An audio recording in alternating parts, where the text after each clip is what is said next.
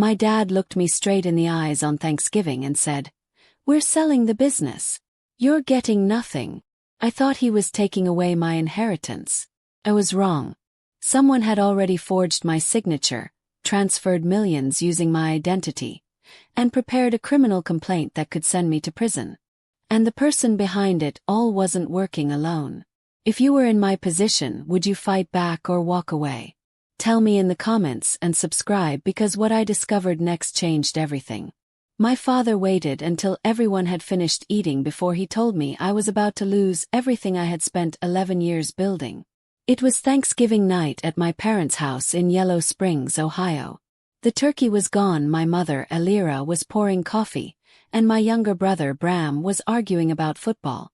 I was 34 and ran operations at Valen Precision Works, the aerospace calibration company my grandfather started in a rented garage.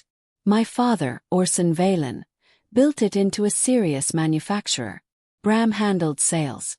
Our attorney, Dorian Quill, had represented us for 19 years.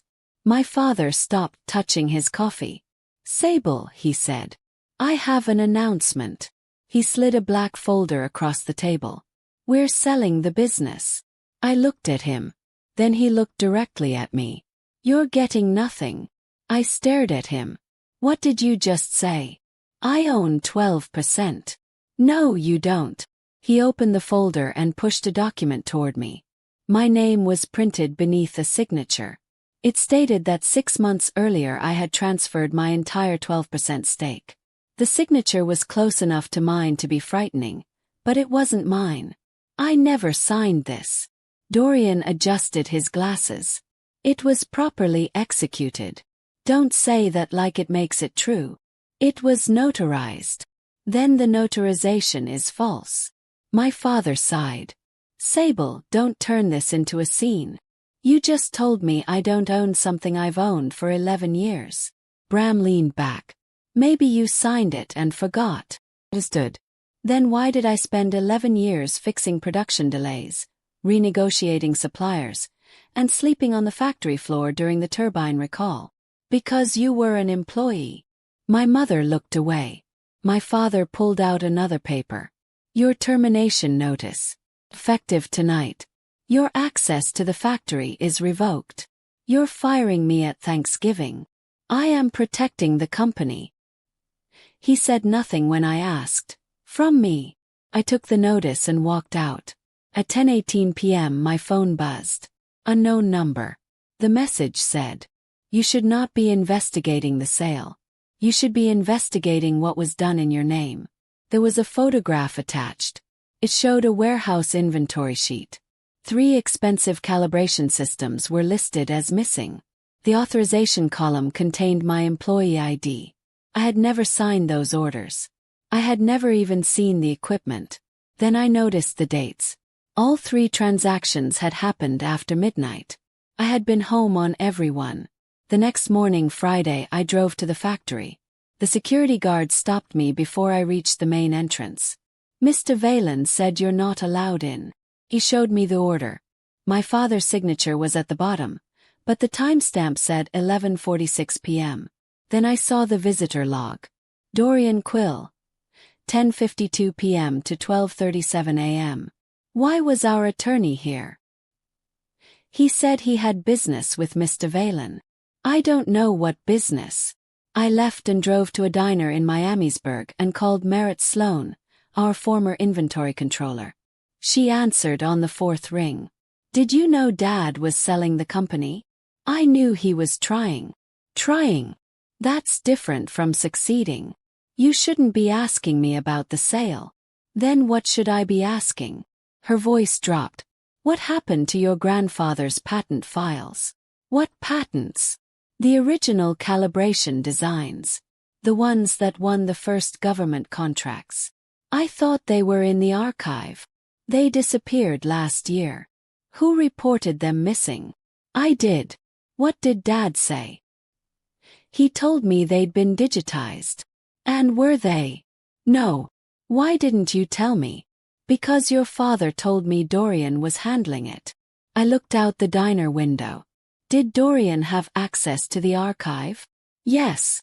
Could anyone enter without logging in? Merritt hesitated. Dorian could. I asked about the missing machines. She told me 3 systems had been recorded as shipped to a company called Asterion Dynamics. Asterion wasn't a customer. Then why was it on the shipping record? I checked the loading cameras, she said. The equipment never left the building. Then someone created fake shipments. Yes. I know whose login authorized them. Mine. Yes. Could someone have stolen my password? Your password was changed last year. I changed it. I know. Then how did someone use it? Merritt didn't answer. Instead she said, your father didn't discover these discrepancies. What do you mean? He was shown them. By whom? Dorian. The forged transfer, missing equipment, late-night visit, and sale were starting to look connected. I still didn't know why my name was being used. That afternoon I drove to the county recorder's office in downtown Dayton.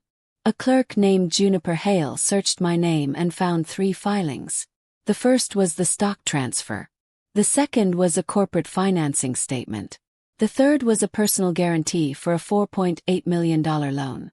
My name was attached to it. I had never borrowed that money. The lender was North Star Meridian Holdings. She checked the state database. The notary's commission had expired before this document was signed. I photographed every page. Can you tell me who owns North Star Meridian? He searched. Her expression changed. Dorian Quill is listed as the beneficial owner. Our family attorney was secretly behind the company supposedly financing the sale. I called Tamsin Rook, a corporate attorney Merritt had once recommended. She listened without interrupting. Do you have copies? Yes. Don't send them electronically. If someone is using your identity, assume every system connected to your old employer is compromised. What should I do? Go somewhere they don't know. My phone buzzed again. The unknown number contained no photograph, only 5 words. Dorian is not the real problem. Second message arrived. Your father is. I started wondering why he was so desperate to make me believe he had. I spent most of Friday night trying to answer one question. Why would my father risk destroying his own company just to make me look responsible for a crime? By Saturday morning, I had stopped asking whether the sale was real. It was. The question was who would benefit from it. I met Tamsin Rook at a quiet office in Cincinnati at 8:15 a.m. She was 41, direct, and had the habit of reading documents twice before commenting. I had known her for less than a day, but she was already the only person I trusted with the evidence. She spread the county filings across her desk. You said your father announced the sale on Thanksgiving? Yes. And fired you the same night? Yes. Then the sequence matters. How? If they wanted you gone because of a corporate dispute, they could have terminated you months ago. Instead, they waited until the transfer document, the loan guarantee, and the sale were already prepared. She tapped the personal guarantee. Someone needed your name attached to this before you were removed. My stomach tightened. What happens if they claim I signed it? They could pursue you for the debt. I never signed it. I believe you. That isn't enough. No, she said. It isn't.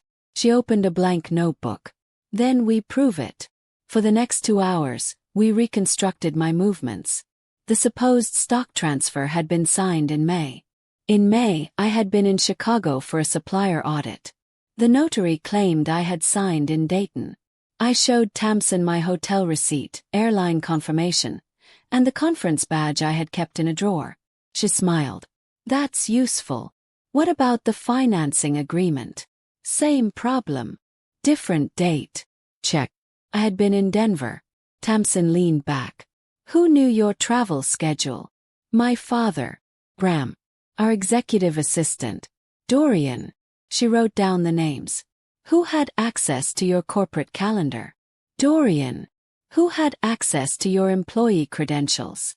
IT, my department administrator, and Dorian. Who controlled the legal records? Dorian. She stopped writing. And who is buying the company? North Star Meridian, which is secretly owned by Dorian. She looked at me. We have a pattern, but not proof. Not yet. At noon, we drove to the old Valen satellite office in Springfield. The office had been closed 6 months earlier. My old key still worked. Inside, the building smelled stale. Desks were empty, computer monitors were gone, and several filing cabinets had been left behind. Tamsin walked slowly through the room. Why did they abandon this place? My father said we were consolidating. Did anyone inventory the records? Probably. Probably isn't an answer. I started opening drawers. Most were empty. Then I found a blue folder behind a stack of outdated supplier catalogs. The cover read, Project Lantern. Ownership structure. Opened it. The first page listed Valen Precision Works. The second listed North Star Meridian Holdings. The third listed Dorian Quill. Not as attorney. As beneficial owner. I looked at Tamsin. He owns it. Yes. Then the sale is a setup. Looks that way. We kept reading. The proposed purchase price was $9.2 million. That number seemed low. Very low. Valen Precision Works had equipment worth more than that, and our annual contracts were strong. Why would Dad accept this? Tamsin turned the page. I saw the projected debt. My father wasn't selling a profitable company. He was selling what Dorian had made it look like. The company appeared to owe more than $11 million. I stared at the numbers. That's impossible. Why? Because we don't. Are you certain? I ran the operations budget.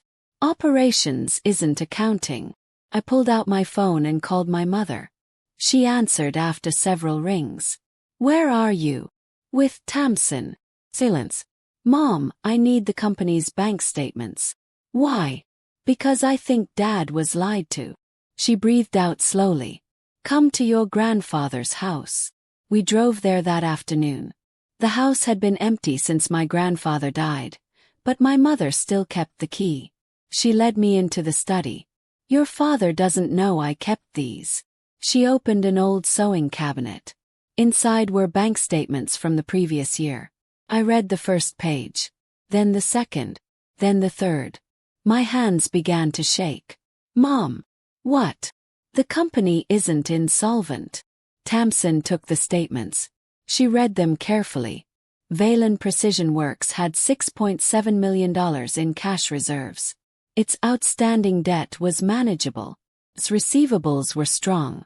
Its order book was the best we'd had in 7 years. I looked at my mother. Why did Dad say the company was collapsing? He believed it. Because Dorian told him. She nodded. Then I found something worse. A $2.4 million transfer from the company account. Recipient. North Star Meridian Holdings. Date. 3 months earlier. Authorization. Sable Valen. I nearly dropped the paper. I didn't approve this. Tamsin took a photograph. Don't touch the original. I never authorized a transfer. Then someone used your credentials. My mother sat down. What does that mean? It means somebody has been creating a financial trail that points toward Sable. I looked at the transaction again. Why would they transfer company money to Dorian's company? Tamsin answered quietly. To make Sable look like she stole it. The room went silent. My mother covered her mouth. I stood and walked to the window. For 11 years, I had believed my father could be difficult, controlling, and stubborn. I had never believed he would participate in a plan to frame me. Then my mother said something that changed everything. Your father knows about the transfer. Turned. How? He showed me the statement 2 months ago. Did he accuse me? No. Then what did he say? He said Dorian told him you had made a mistake. What kind of mistake? He said you had authorized the payment without understanding the consequences. I laughed bitterly. I would remember transferring $2.4 million. My mother lowered her eyes. There was something else. What? Your father asked me whether you had been acting strangely. Strangely. He wanted to know if you were under financial pressure. Understood. They were preparing a story. If anyone asked why I had moved millions of dollars, they would say I had a motive. Tamsin closed the folder. We need to know what Dorian was planning to do after the sale. Can we find that out? Probably. How? She looked at the blue Project Lantern folder. Whoever prepared this expected nobody to find it. I flipped through the pages again. At the bottom of one sheet was a handwritten note. Sable Valen, Liability Shield. I stared at those 3 words. What does that mean? Tamsin didn't answer immediately. It means your role was planned. Before the sale. Yes. How long? She pointed to a date in the corner. The document had been created 8 months earlier. Months. My father had announced the sale 3 days ago. That meant this had been planned long before Thanksgiving. I took out my phone and called Bram. He answered from a noisy restaurant. What? Did you know Dad was planning to sell the company? I knew he was considering it. Since when? Summer. Who told you? Dad. Did Dorian tell you? Silence. Bram. He said the company was in trouble. Did you believe him? I didn't know. You knew I was being blamed for a $2.4 million transfer. Another silence. What are you talking about? I sent him a photograph of the bank statement. He called me back immediately. Sable, where did you get that? Grandpa's house. I've never seen it. Then why did Dad tell me you knew about the financial problems? He didn't. I frowned. Bram, did you sign anything recently? No. Are you sure? Yes. Did anyone ask for your signature? He hesitated. Dorian asked me to sign some sales restructuring documents. What documents? I don't remember. When? About 3 weeks ago. My pulse increased. Where? At the factory. Did you read them? Some of them. Did they mention North Star? He went quiet. Bram. I need to check. Don't sign anything else. I ended the call. Tamsin was watching me. What happened? Dorian got Bram to sign something. She nodded. Then we have another problem. What? If Dorian needed both siblings' names, there may be a second liability scheme. I looked back at the folder. There were more pages. I hadn't noticed them because they had been stapled together. Tamsin separated the pages. The first listed my name. The second listed Bram's. The third listed my father's. Under each name was a dollar amount. Sable Valen, $2.4 million. Bram Valen, $1.1 million. Orson Valen, $3.8 million. I stared at the numbers. Those aren't debts. No, Tamsin said. They're targets. She nodded. Then her phone rang. She listened for less than 30 seconds. When she hung up, her expression had changed. What? The bank froze the $2.4 million transfer. Good. No. You don't understand. She looked directly at me. The bank says the transfer was authorized using a device registered to your father. My breath caught. If Dad's device authorized it, then why was my name attached? Tamsin picked up the Project Lantern folder. Because your father may not be the person we thought he was. Before I could respond, my phone buzzed. It was a message from my father. Come to the factory Monday morning. Loan. Second message followed. Dorian cannot know I contacted you. I looked at Tamsin. She read the screen. Then another message arrived. If you want to know why I agreed to sell the company, you need to hear what Dorian threatened to do to you. I almost went to the factory alone. Then I remembered the forged signature. I remembered the $2.4 million transfer. And I remembered the message from my father telling me that Dorian could not know he had contacted me. So I broke the first rule of his message. I didn't go alone. At 7:10 Monday morning, Tamsin and I parked 3 blocks from Valen Precision Works. The factory was already running. Trucks were moving through the loading area, and employees were entering through the side doors. Stay behind me, Tamsin said. I know how to walk. I meant legally. I smiled despite myself. We reached the front entrance at 7:28. The security guard looked surprised to see me. Your father is expecting you. Is Dorian here? He checked the visitor log. No. I looked at Tamsin. That was strange. Dorian had been everywhere since the Thanksgiving announcement. If my father specifically warned me that Dorian couldn't know about this meeting, I expected him to be nearby. We were taken to my father's private office. He was standing beside the window. He looked exhausted. His tie was loose. His shirt sleeves were rolled up. There were 2 folders on his desk. He didn't offer me a chair. Sable. Dad. His eyes moved toward Tamsin. Who's she? My attorney. He looked annoyed. I asked you to come alone. And I ignored that. For a moment neither of us spoke. Then my father said, Good. I wasn't expecting that. He closed the office door. Dorian has been controlling me for almost a year.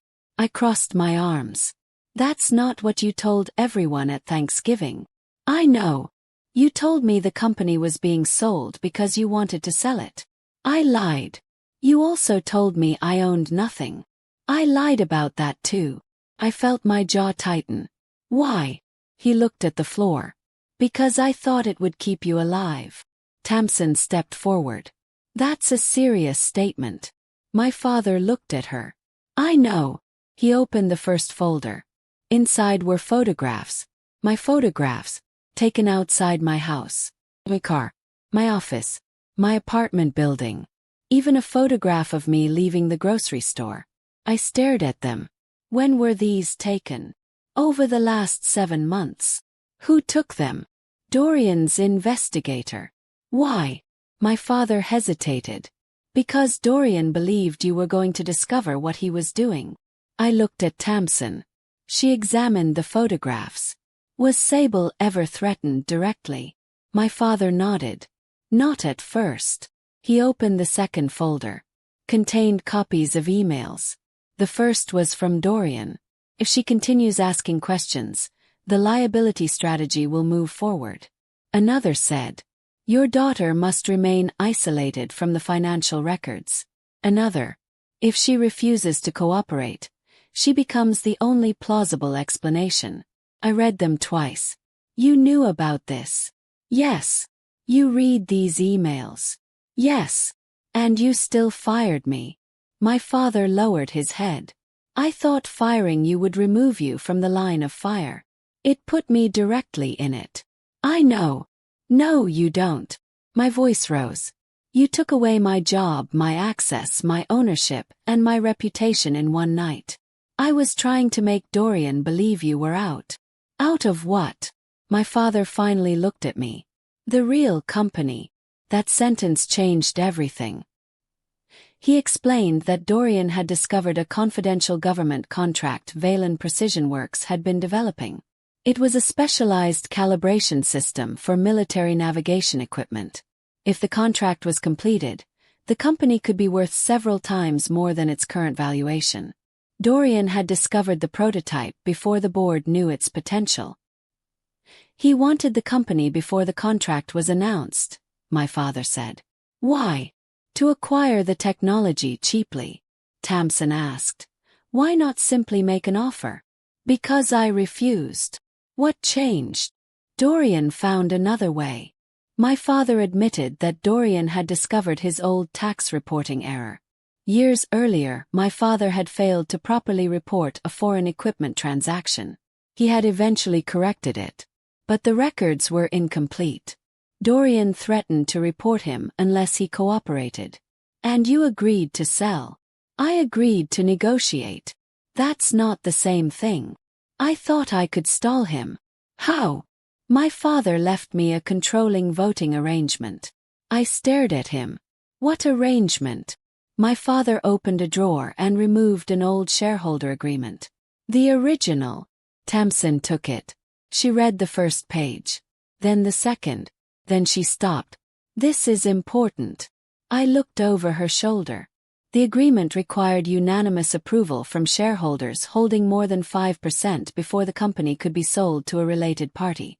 Smiled. Then Dorian can't buy it. My father shook his head. Not if we prove Northstar is related to him. We can. Dorian knows that.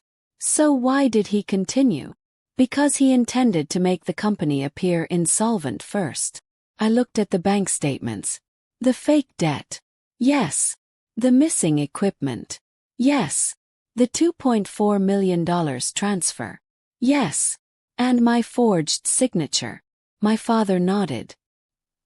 He needed an internal explanation for the missing money. Felt sick. You made me the explanation. I know. Dad, that's not protection. I know. His voice cracked. For the first time, he looked less like the man who owned a company and more like the father who used to drive me to school when I was 14. But I wasn't ready to forgive him. Tamsin asked, "What does Dorian have on Bram?" My father looked at her. Nothing. I immediately knew he was lying. Dad, he sighed. Bram signed a document authorizing a restructuring loan. My stomach dropped. What kind of loan? $1.1 million. The number in Project Lantern. My father looked at me. You found Project Lantern? Yes. His face changed. Where? Springfield office. He sat down. That office was supposed to be emptied. It wasn't. Then Dorian doesn't know you have those files. That's what I thought.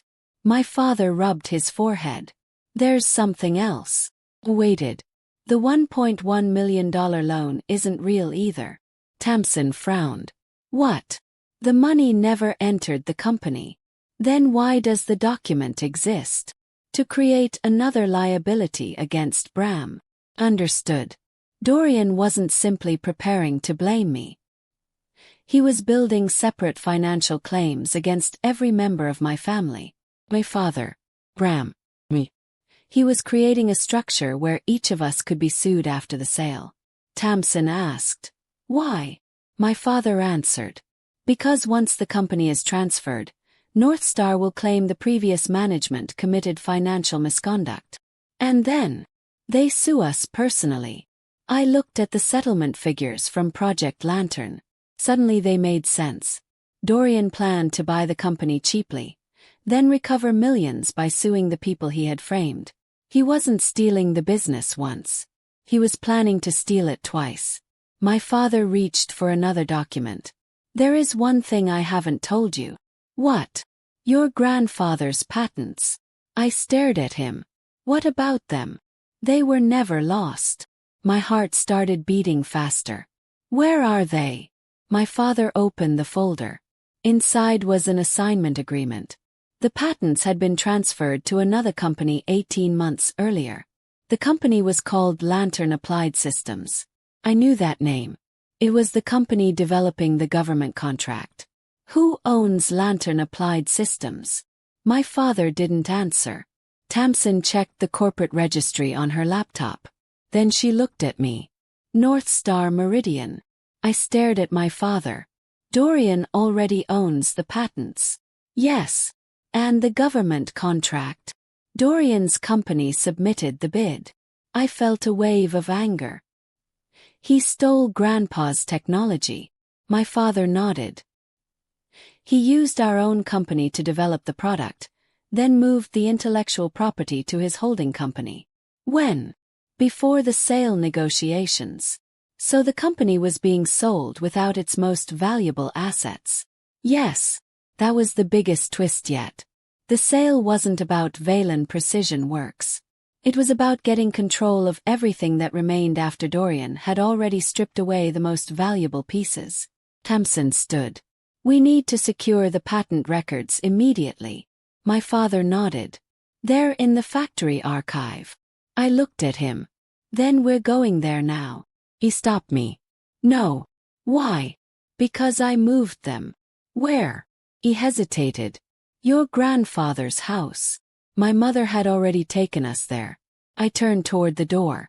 Then my father said, "Sable." Stop. If Dorian discovers we have the originals, He'll know I turned against him. You did turn against him. Yes. Then what are you afraid of? My father looked at me. I'm not afraid of what he'll do to me. He pointed toward the parking lot. I'm afraid of what he'll do to you. We drove to my grandfather's house in 2 separate cars. The road was quiet. The sky was gray. When we arrived, my father went straight to the study. He opened the old sewing cabinet. The bank statements were still there. But the envelope containing the patent documents was gone. My father froze. No. I stepped closer. Dad! He searched the cabinet again. Then the desk. Then the safe. Nothing. Tamsin checked the doors. No signs of forced entry. My father whispered. I was the only person who knew these were here. I looked at him. You told Mom. No. Then someone followed us. Tamsin pulled out her phone. I'll check the driveway camera. There was a camera mounted above the garage. She opened the recording. A black SUV appeared at 6:52 a.m. It stopped outside the house for 23 seconds. The driver never got out. The license plate was blurred by the rain. But the passenger stepped out long enough to look directly at the camera. I recognized him. Dorian's investigator. My father sat down. Then my phone rang. It was Bram. His voice was shaking. Sable, where are you? At Grandpa's house. You need to leave. Why? I just found something in the document Dorian made me sign. What? He wasn't borrowing money from the company. Then what was it? Bram took a breath. He was transferring my voting rights. I looked at my father. Bram continued. And Sable, there's a second page. What does it say? His voice dropped. It gives Dorian temporary control of your 12% if you're charged with embezzlement. The room went silent. My father closed his eyes. Tamsin whispered. That's why they needed the criminal complaint. I understood the entire structure. If I were arrested or formally accused, Dorian could claim control of my shares. He didn't need to forge my ownership forever. He only needed to make my ownership unusable long enough to take the company. Then Bram said something that made my blood run cold. There was one more thing in the file. What? The document says the complaint is supposed to be filed tomorrow morning. I looked at the clock. It was 4:36 p.m. We had less than 24 hours. And somewhere inside Dorian's network was the missing patent file that could prove what he had stolen. By Monday evening, I knew exactly what would happen the next morning. At 9 a.m., a criminal complaint accusing me of embezzling $2.4 million was supposed to be filed. At the same time, Dorian would use the accusation to challenge my ownership rights. And somewhere between those two events, he expected to take control of Valen Precision Works. The only thing he had not accounted for was that I knew the plan. I looked at Tamsin. How do we stop the complaint? We don't stop it. My father stared at her. What? We let them reveal what they have. I shook my head. They'll accuse me. An accusation isn't a conviction. What if the evidence is convincing? Tamsin held up the photograph of the transfer authorization. Then we show who actually authorized it. She turned toward my father. Your device. He nodded. It was in my office. Who else could access it? My executive assistant. Who? Calder Voss. I knew Calder. He had worked for my father for 17 years. He handled scheduling, travel, internal approvals, and most of the paperwork my father didn't want to touch. Called him. He didn't answer. Called again. Nothing. My father looked uncomfortable. Calder always answers. Tamsin checked the time. That's not necessarily a coincidence. We returned to the factory. The security guard let us through after my father identified us. The building was unusually quiet. Most employees had already gone home. We went directly to my father's office. His computer was locked. Tamsin asked for the password. My father hesitated. Try my birthday. She did. The computer opened. I stared at him. You use your birthday as your password. I have more important things to worry about. Clearly. Tamsin searched the system logs. The $2.4 million transfer had been approved from my father's workstation at 2:17 p.m. on August 14th. The transaction was then linked to my employee profile. I looked at the timestamp. That was a Friday. Yes, my father said. I was in Denver. He nodded. And you? At a supplier meeting in Columbus. So neither of us was here. Tamsin continued searching. Then she found an access record. Someone had logged into the computer remotely. The account belonged to Calder Voss. My father stared at the screen. Calder. Tamsin opened the file. The remote session lasted 9 minutes. During that period the transfer was created. Then the session ended. I looked at my father. Call him. He did. This time Calder answered. Mr. Valen. Where are you? There was a pause. At home. Why didn't you answer earlier? I was driving.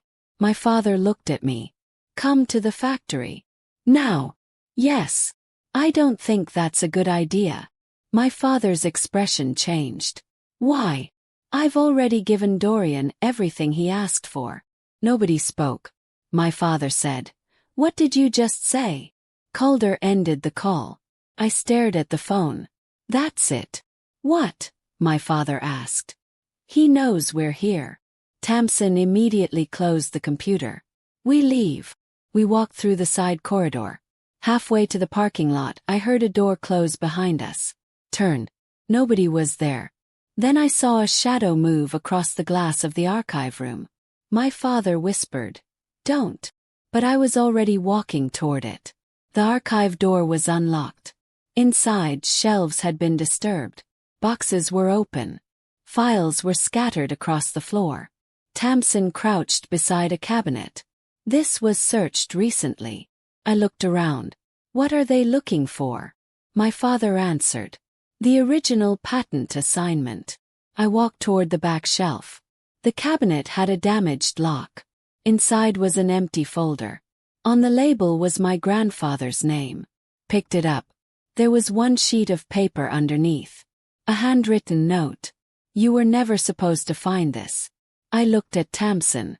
That's Dorian's handwriting. My father nodded. Yes. Tamsin photographed it. Then she noticed something on the floor. Small metal key. She picked it up.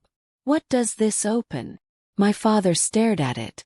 An old records cabinet. Where? Basement. We went downstairs. The basement had been closed for years. The lights flickered when my father switched them on. At the far end was a steel cabinet. The key fit.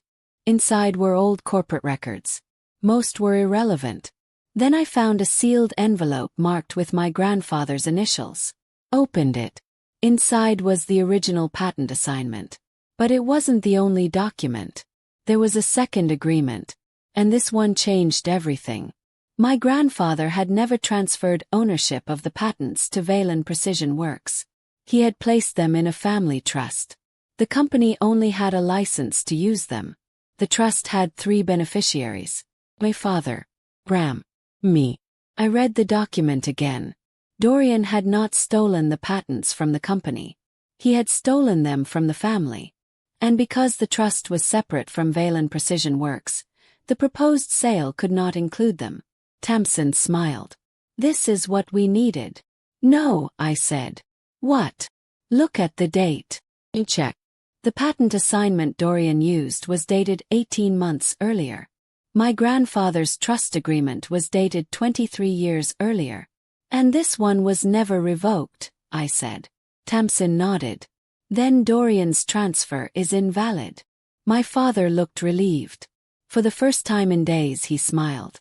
Then I noticed something else. The trust agreement contained a handwritten amendment. My grandfather had added one condition. If any beneficiary attempted to transfer the patents without unanimous consent, the license would automatically terminate. I looked at my father.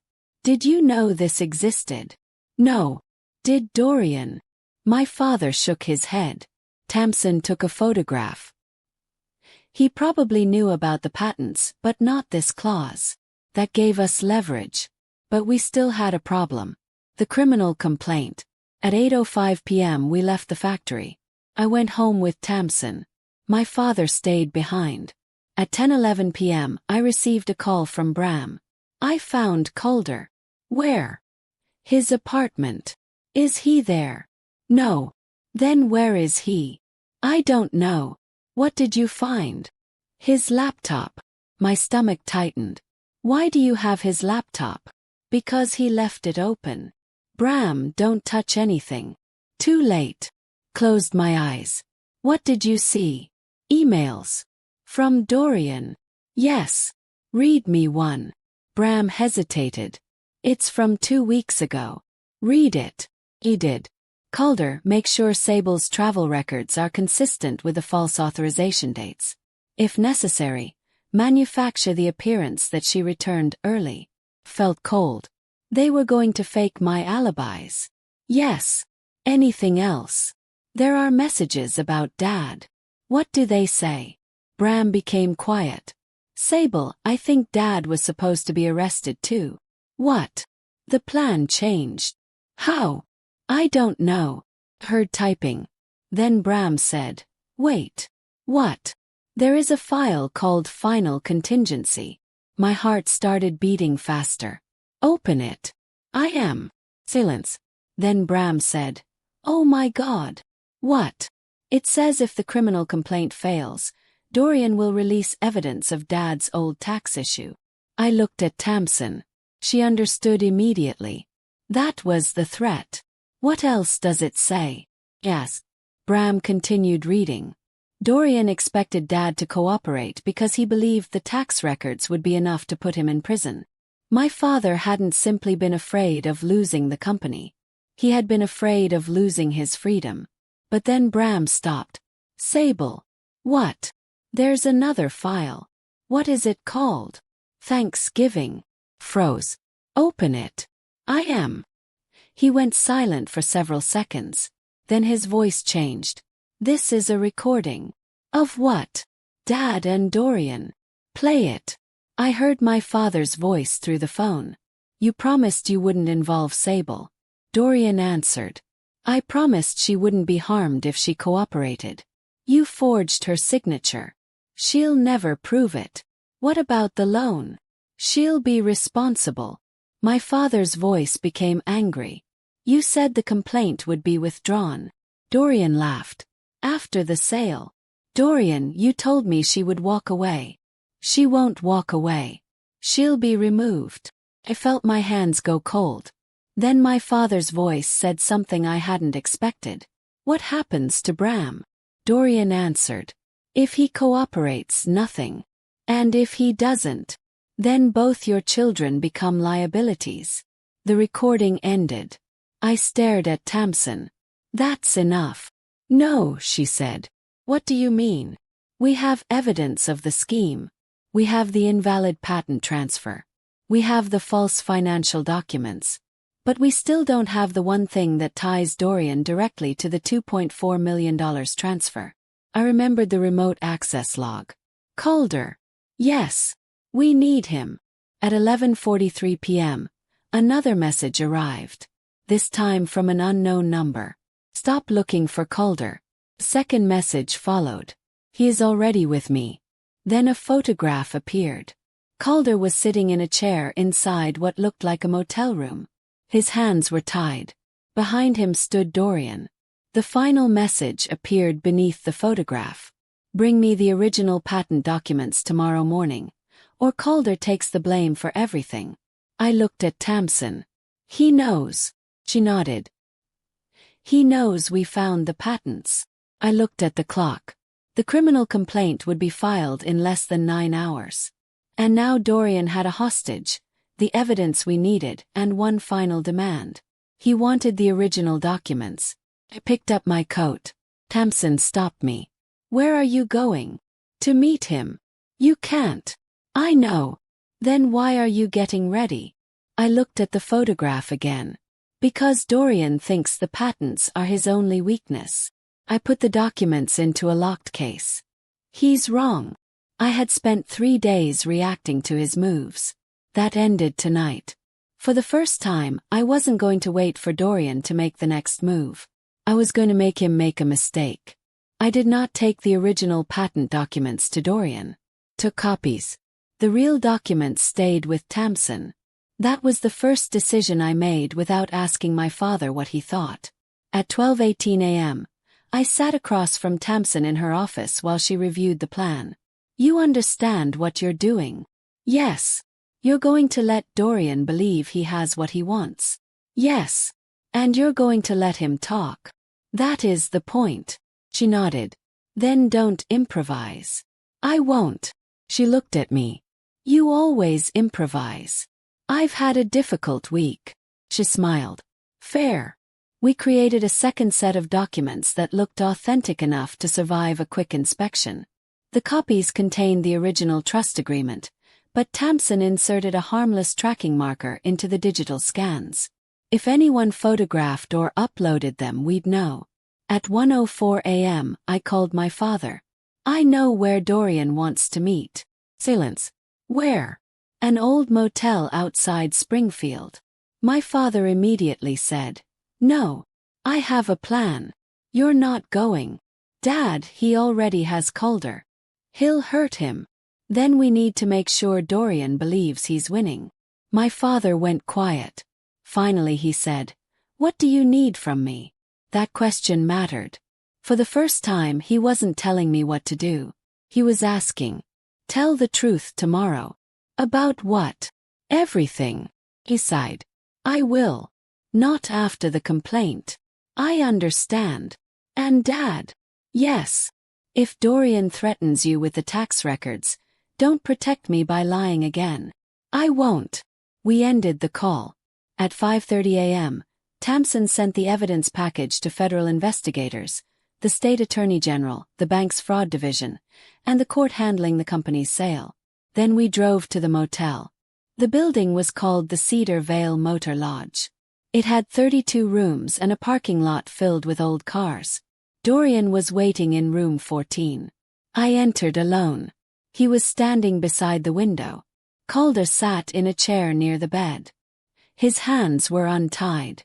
That immediately told me something. He wasn't a hostage. He was cooperating. Dorian smiled. You came. You threatened him. I gave you an instruction. You threatened him. Dorian looked at Calder. Leave us. Calder stood. I stared at him. He looked ashamed. As he passed me, he whispered, I'm sorry. The door closed. I put the document case on the table. You wanted the patents. Yes. Give me proof Calder is safe. He's safe. You don't get the documents until I know he's leaving. Dorian smiled. You're becoming difficult. I learned from you. He laughed. Then he opened the case. Inside were photographs. My father's tax records. My travel records. My employee files. And a copy of the false criminal complaint. He spread them across the table. Tomorrow morning, this goes to the prosecutor. Not if they already know it's false. His smile faded. You don't have that kind of protection. I don't need protection. I leaned forward. I need evidence. He stared at me. For several seconds, neither of us moved. Then he said, Your father made a mistake. What mistake? He thought he could negotiate with me. He was afraid of you. He should have been. Why? Because I knew something he didn't. What? That your family has never understood the value of information. I almost laughed. You forged my signature. Yes. You created a fake loan. Yes. You transferred money using my identity. Yes. He stopped. I had expected him to deny it. Instead he smiled. You wanted honesty. I wanted you to explain yourself. I am. Why? Because you won't leave me alone. You stole from my family. I built your family a future. You stole Grandpa's patents. I recognized their value. You stole the company. I rescued it. I looked at him. You believe that. I know it. Then he said something that made my stomach turn. You should be thanking me. For what? For showing you what your father really is. I said nothing. Dorian walked toward the window. Your father knew about the missing money. I looked at him. He knew the numbers were wrong. Because you made them wrong. He knew enough to be afraid. That's not the same thing. No. But fear makes people cooperative. He turned toward me. Your father gave me access because he wanted to protect himself. You threatened him. I gave him choices. You gave him impossible choices. He smiled. That's what power looks like. I looked at the document case. You still haven't checked the patents. He walked over. He opened the case. He examined the documents. For the first time his confidence changed. This isn't the original. No. His eyes lifted. You're wasting my time.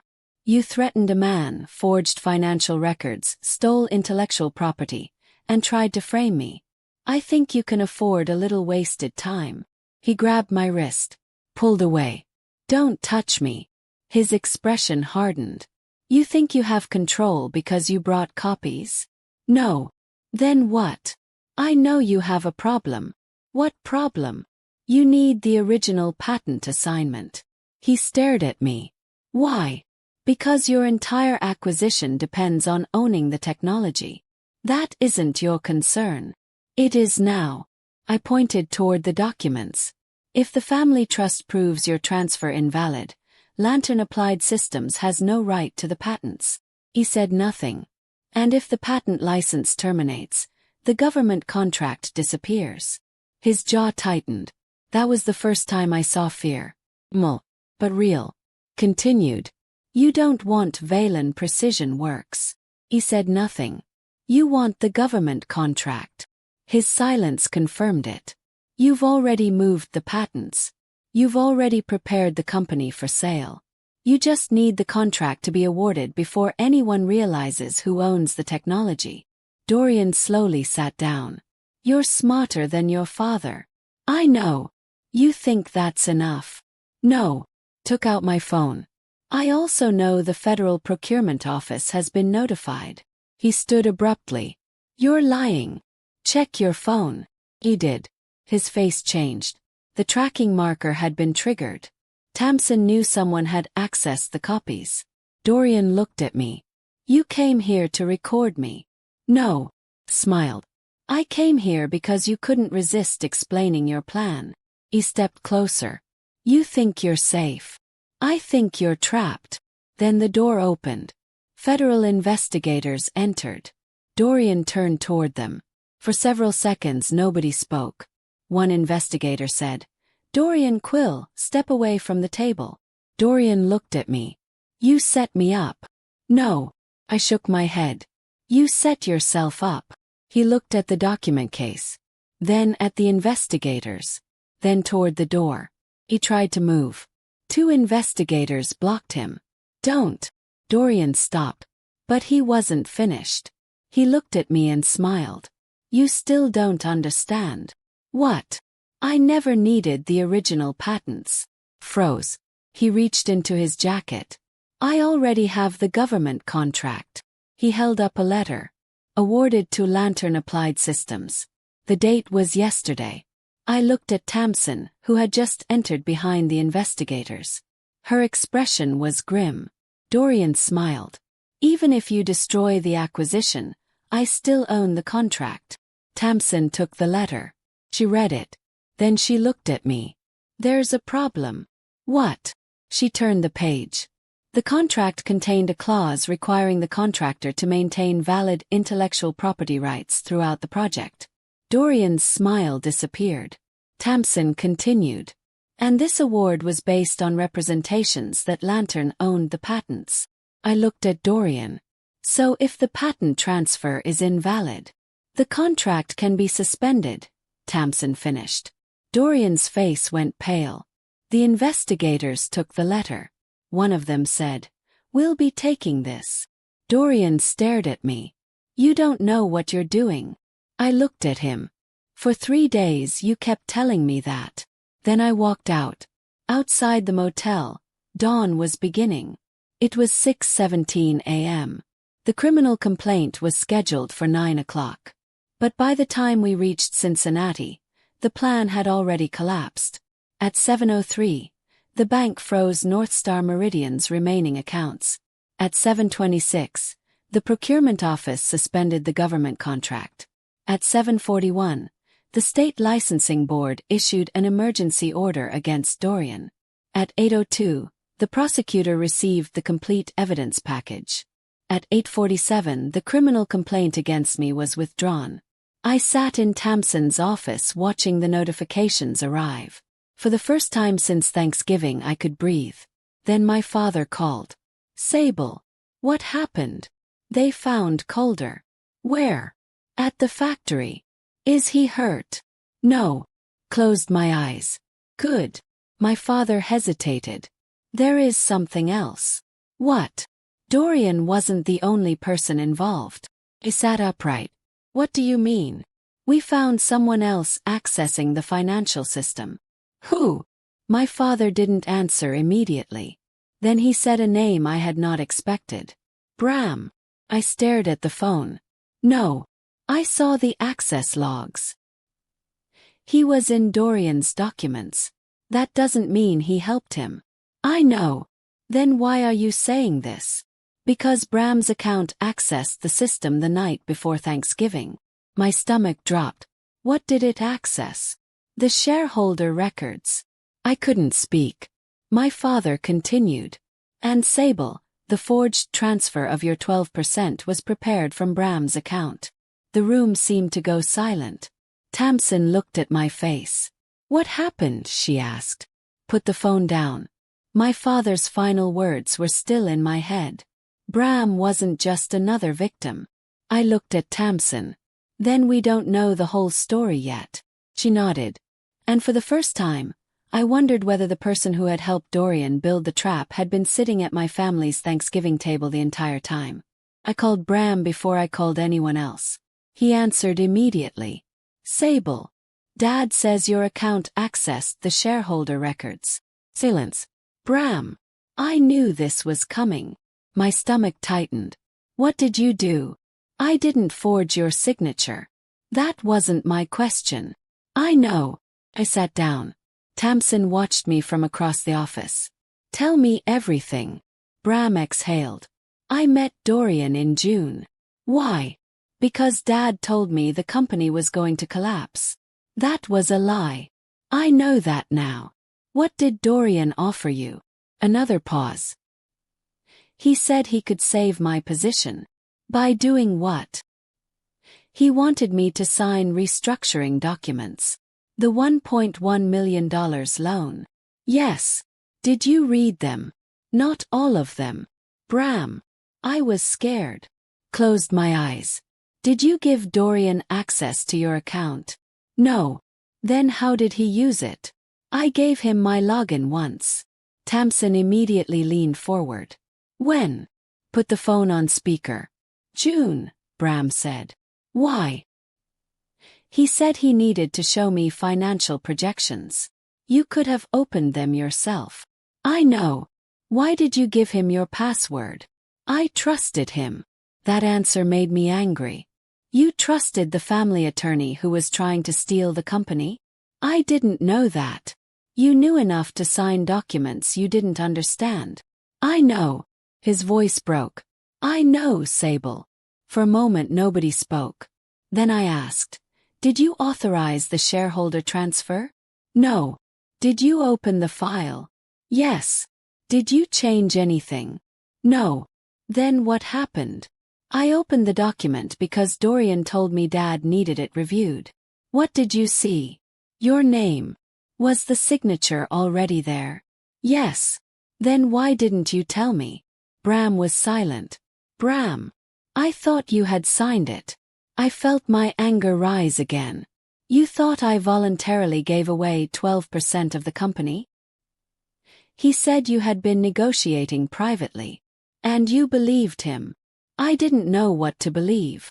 "That is not an answer." "I was jealous." That stopped me. "Jealous? You were always Dad's choice." I stared at the phone. Bram continued. You ran operations. You sat in every executive meeting. Grandpa trusted you. Dad trusted you. Even when we fought, everyone assumed you would eventually take over. You think I wanted that? I know you didn't ask for it. But you resented me. Yes. The honesty hurt more than another lie would have. What did Dorian promise you? Control of sales. That's it. No. What else? He hesitated. He said after the sale, he'd make me president of the new company. I looked at Tamsin. She shook her head. He used you. I know. Did you ever help him after you realized? No. Are you sure? Yes. Then why did your account access the shareholder records the night before Thanksgiving? I don't know. Tamsin interrupted. Ask him where he was. I did. Where were you that night? At home. Who was with you? My girlfriend. Did anyone use your computer? No. Tamsin stood. Tell him not to touch his laptop. Bram, don't turn anything off. Why? Because we need the device. He went quiet. Then he said, There's something you should know. What? Dorian wasn't the person who created the forged transfer. I looked at Tamsin. What? He showed me the file. He said it came from someone inside the family. My pulse increased. Who? I don't know. You must know. He never told me. Then why say that? Because there was a second account attached to the file. What account? My mother's. The room went silent. I stared at Tamsin. Elira, Bram said. Yes. I ended the call. For several seconds, neither of us moved. Tamsin finally said, We need to find out whether your mother was involved. I didn't want to believe it. My mother had hidden the bank statements. She had warned me about Dorian. She had told me my father was afraid. But she had also known about the company's financial problems. And now her account had been connected to the forged transfer. We drove to my parents' house. My mother was in the kitchen. She looked at me and immediately knew something was wrong. What happened? Did you access the shareholder records? She froze. Who told you? That answer was enough to make my chest tighten. You did. She sat down. I can explain. Please do. She looked at Tamsin. Then back at me. I didn't forge your signature. Did you give Dorian access to your account? Yes. Why? Because he told me your father was going to destroy the company. I stared at her. He told me Orson was planning to sell everything and leave you and Bram with nothing. So you helped him. I thought I was stopping your father. By giving Dorian access. I didn't know what he was doing. Mom. She covered her face. I was trying to protect both of you. I sat across from her. Did you access the shareholder records? Yes. Why? Dorian asked me to verify the ownership percentages. Did you change anything? No. Did you upload anything? She hesitated. Yes.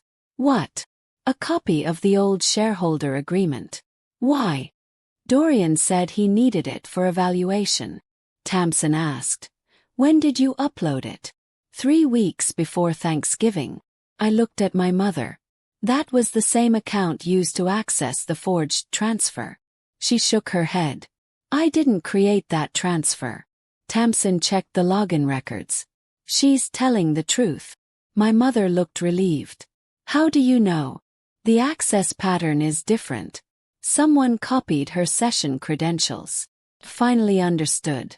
Dorian had been collecting access credentials from everyone. Bram's.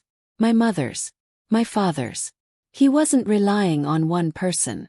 He was building a network of identities he could use to manufacture evidence. But there was still one question. Who actually created the forged transfer? Tamsin pulled out her laptop. We have the original metadata from the file. She opened it.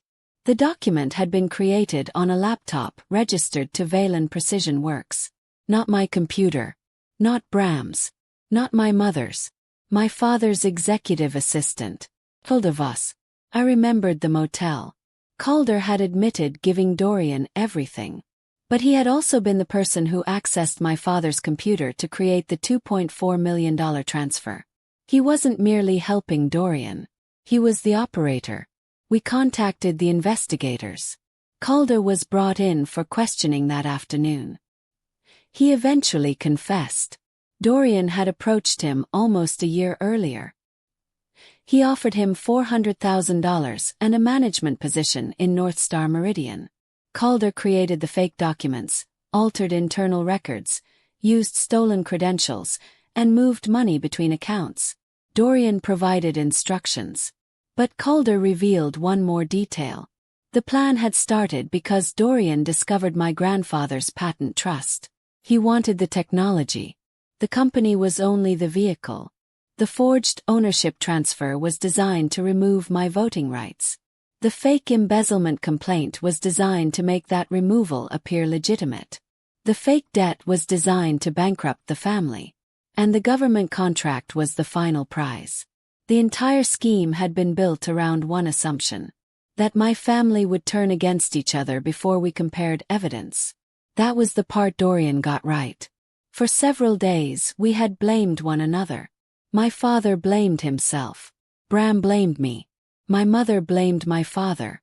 I blamed everyone.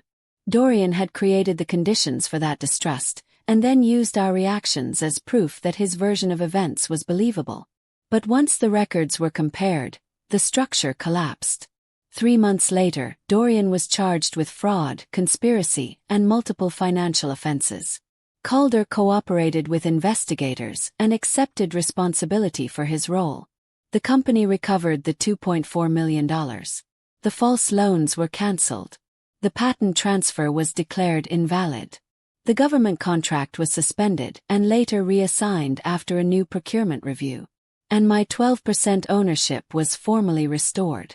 But I didn't simply return to my old job. That would have been too easy. At the first board meeting after the investigation, I stood in front of my father, Bram, and the new independent directors. I don't want the company to depend on one family again. My father nodded. I agree.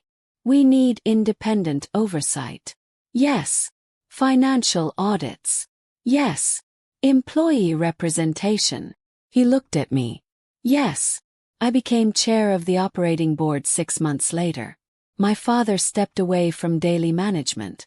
Bram left the sales department and started a small manufacturing consultancy with his girlfriend. My mother remained involved with the family foundation. And I stayed. Not because my father had finally given me permission. 'Cause it was my choice. The most difficult conversation came months later. My father and I were alone in his office. I owe you more than an apology, he said. Yes. I should have trusted you. Yes. I thought sacrificing the company would protect everyone. It didn't. I know. I looked at him. You also sacrificed me. He nodded. I know. There was no excuse left between us. That was important. He didn't ask me to forgive him. I didn't promise that I had. We simply agreed to stop pretending fear was a form of protection. On the first Thanksgiving after everything ended, our family gathered at the same house. The same table. The same dining room. But nobody had a folder beside their plate.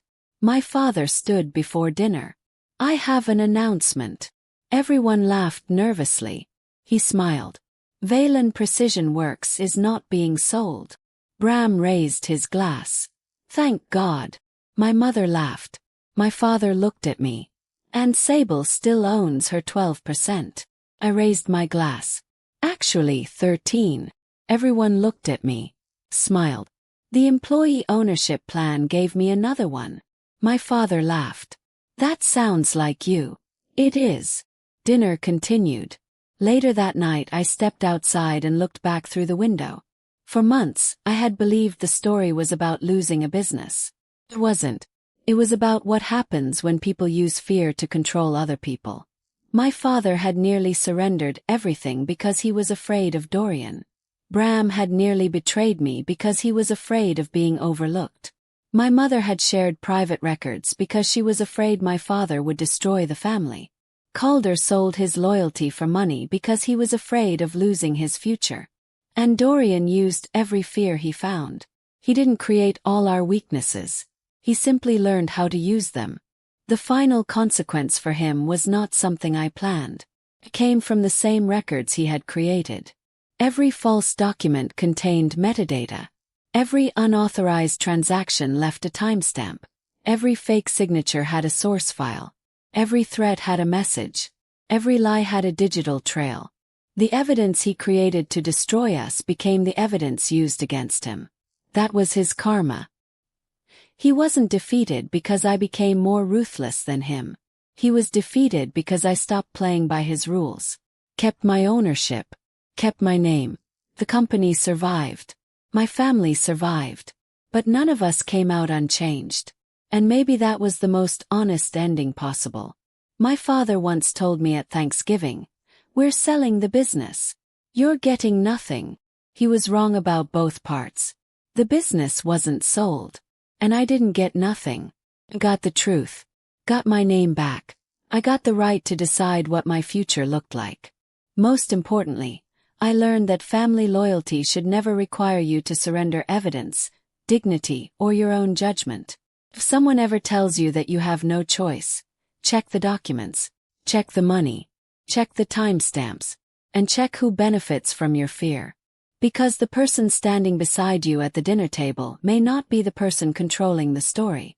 And the person trying hardest to hide the truth may already have left enough evidence to expose himself. If you enjoyed this story, subscribe for more family betrayal stories, hidden schemes, unexpected twists, and endings where the truth catches up with the people who thought they had already won.